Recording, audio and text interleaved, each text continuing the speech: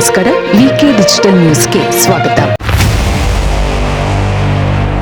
ಈ ಕ್ಷಣದ ಪ್ರಮುಖ ಸುದ್ದಿಗಳು. ಯುವ ನಾಯಕರಿಗೆ ಮಂತ್ರಿಗಿರಿ ಪಟ್ಟ. ಕಂಟ್ರಿ ಪಿಸ್ತೂಲ್ ತಯಾರಿಸುತ್ತಿದ್ದ 13 ಮಂದಿ ಪೊಲೀಸರ ವಶಕ್ಕೆ. ಜೂನ್ 5ರಂದು ಮುಂಗಾರು ಪ್ರವೇಶ. ಹಲವೆಡೆ ಇಂದಿನಿಂದ 5 ದಿನ ಮಳೆ ಮುನ್ಸೂಚನೆ. ಎಲ್ಲ ವೀಕ್ಷಕರಿಗೆ ನಮಸ್ಕಾರ. ವಿಕೆ ಡಿಜಿಟಲ್ ನ್ಯೂಸ್ಗೆ ಸ್ವಾಗತ. ನಾನು ಸಂಧ್ಯಾ. ಯುವ ನಾಯಕರಿಗೆ ಮಂತ್ರಿಗಿರಿ ಪಟ್ಟ.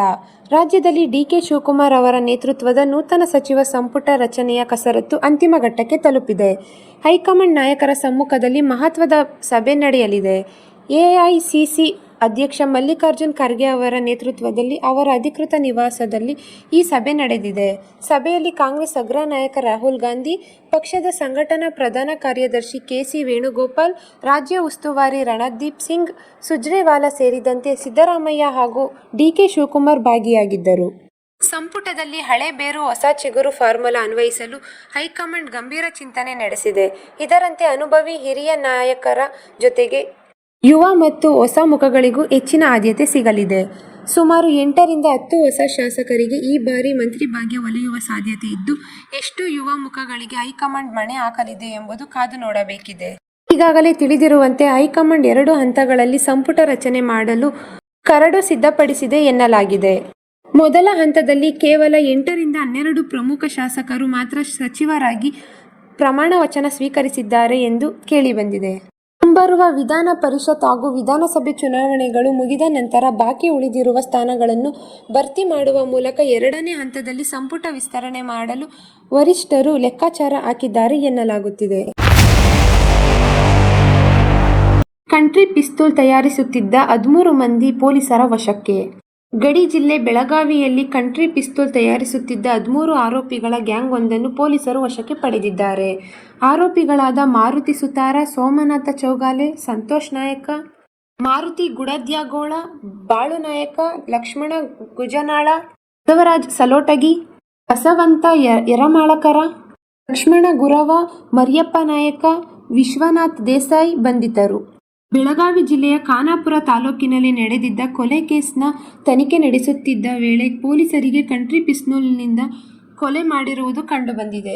ಮೂಲ ಬೆನ್ನು ಬಿದ್ದ ಪೊಲೀಸರಿಗೆ ಖಾನಾಪುರದ ಕಾಟಗಾಳಿ ಗ್ರಾಮದಲ್ಲಿ ಆರೋಪಿಗಳು ಕಳೆದ 2024ರಿಂದಲೂ ಅಕ್ರಮ ಚಟುವಟಿಕೆಗಳನ್ನು ತಯಾರಿಸುತ್ತಿರುವ ಸ್ಫೋಟಕ ಅಂಶ ಬೆಳಕಿಗೆ ಬಂದಿತ್ತು ಎನ್ನಲಾಗಿದೆ.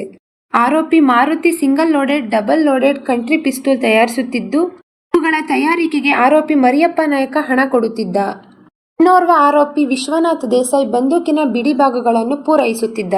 ಈತನಿಂದ ಬಂದೂಕಿನ 21 ಟ್ರಿಗರ್ಗಳು, 5 ಹೆಡ್ಗಳು, 15 ನಿಪ್ಪಲ್ಗಳು, 5 ಸೀಲಿಂಗ್ ಬೆಲ್ಟ್, 34 ಮದ್ದು ತುಂಬಿದ ಪ್ಯಾಕೆಟ್, 499 ಸಿಸಿನ ಗೋಲಿಗಳು, 420 ಕೇಪಗಳು, 48 ಜೀವಂತ ಕಾಡತೂಸುಗಳನ್ನು ಪೊಲೀಸರು ವಶಪಡಿಸಿಕೊಂಡಿದ್ದಾರೆ ಎಂದು ತಿಳಿದು ಬಂದಿದೆ.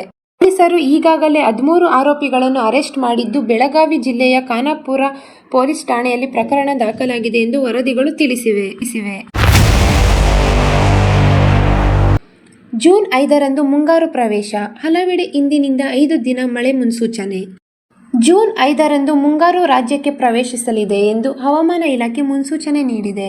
5 ದಿನಗಳ ಕಾಲ ರಾಜ್ಯದ ಹಲವೆಡೆ ಮಳೆಯಾಗುವ ಲಕ್ಷಣಗಳು ಕಂಡುಬಂದಿದೆ. ಗದಗ, ಮೈಸೂರು ಸೇರಿ 8 ಜಿಲ್ಲೆಗಳಿಗೆ ಯೆಲ್ಲೋ ಅಲರ್ಟ್ ಘೋಷಿಸಲಾಗಿದೆ.